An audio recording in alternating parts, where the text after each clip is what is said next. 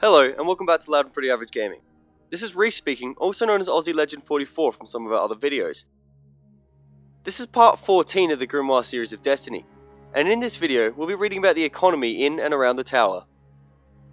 We'll start with Glimmer. The programmable matter known as Glimmer is one of the city's basic currencies, but with the right inputs and energy source, Glimmer can be transmuted into nearly anything. This makes it precious to the city's industries and artisans. The value, in turn, makes Glimmer a useful means for exchange, especially for those who venture beyond the city's walls. Glimmer passes through an economic life cycle. New Glimmer comes from reclaimed Golden Age caches and technology, whether a tiny mechanism or an underground lode seeded by ancient machines. This expansion of Glimmer supply drives down the value of Glimmer, but Glimmer is also constantly used by the city's industry, which converts it into necessary components and materials. This sync helps to keep Glimmer scarce and therefore valuable. Between this inflow and outflow lies the pool of liquidity, Glimmer used as trade currency. Master Rahul in the tower, for example, sells recovered matter engrams in exchange for Glimmer, since he knows he can use Glimmer to acquire new engrams and keep them flowing to Guardians. Newborn Guardians often complain that they should be issued high quality gear for free. Are they not, after all, fighting for the future of the city? Unfortunately, this gear requires resources to manufacture. Guardians must bring in enough Glimmer and other staples, like spin metal and relic iron, to keep the engine of the city's economy turning. If good times led to a resource boom, that surplus might help mass-produce advanced gear. Vanguard Marks. When a terrible threat rises, Guardians look to the Vanguard, the closest thing they have to a command structure. These elite veterans coordinate the reports of roaming hunters, the analyses of cloistered warlocks, and the instincts of grizzled titans into a single plan of action. And when Guardians fight as a part of that plan, the Vanguard rewards them. Vanguard Marks are tokens of favour that earn a trusted Guardian access to the tower's armories. Listen carefully to the rumblings of Lord Shax, and you might come to believe that this system was meant to keep the vital warfighting supplies from being wasted in the Crucible. Talk to Commander Zavala and he'll reassure you that the Vanguard Mark system exists for one reason: to get the best equipment into the hands of those who get the best results. Guardians eager to win Vanguard Marks would do well to participate in strike missions organised by the Vanguard.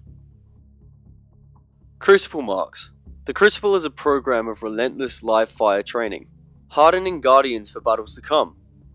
Completion thrives on risk and reward, so Lord Shax has seen fit to dispense Crucible Marks to those who excel. Guardians with a name in the Crucible can spend these marks on elite gear. Shax considers it fitting that the best should earn the best. The city's factions, fond of using the Crucible as an arena to advance their own interests, will also accept Crucible Marks in exchange for their equipment. Guardians eager to win Crucible Marks should fight in the Crucible, with particular attention to those challenges that Lord Shax deems important. Motes of Light. The speaker has no interest in Glimmer, Marks, or other currencies of the tower's military functions, but he happily accepts these motes, points of light willed into being by an exercise of a mighty Guardian's power. Some say they will one day become the souls of new ghosts. Others believe they feed the intricate machinery that the speaker tends. Whatever the case, the speaker will happily reward donors with patterns and signs from his collection, more out of gratitude than any mercantile impulse. Strange coins. Each coin rings with a faint, sharp hush, as if it has touched the sounds around it with the edge of silence. These could buy incredible things in the right hands. Whispers say the faceless creature who sometimes comes to the tower covets them above all else. Upgrade materials. As Guardians buy or salvage new equipment, they learn to tinker and improve. This work requires Glimmer and other material. Some can be recycled from unneeded gear. Titans favour plasteel, which can be found by disassembling old equipment. Hunters unspool discarded armour into sapphire wire. Warlocks extract hadronic essence from dismantled field weave robes.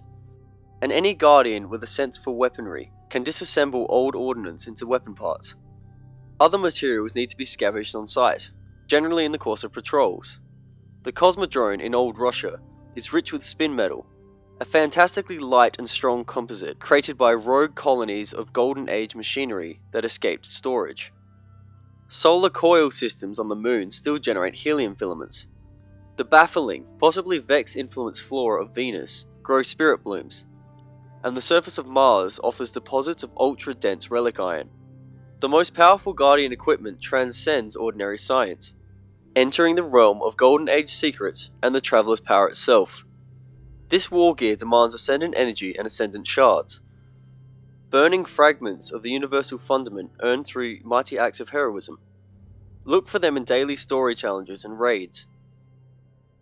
Thank you for joining me through this video about the economy in and around the tower. In the next video, we'll be moving on from the inventory deck and into the allies deck, where the first thing we'll be reading about is the Traveler. Until then, I'll see you next time.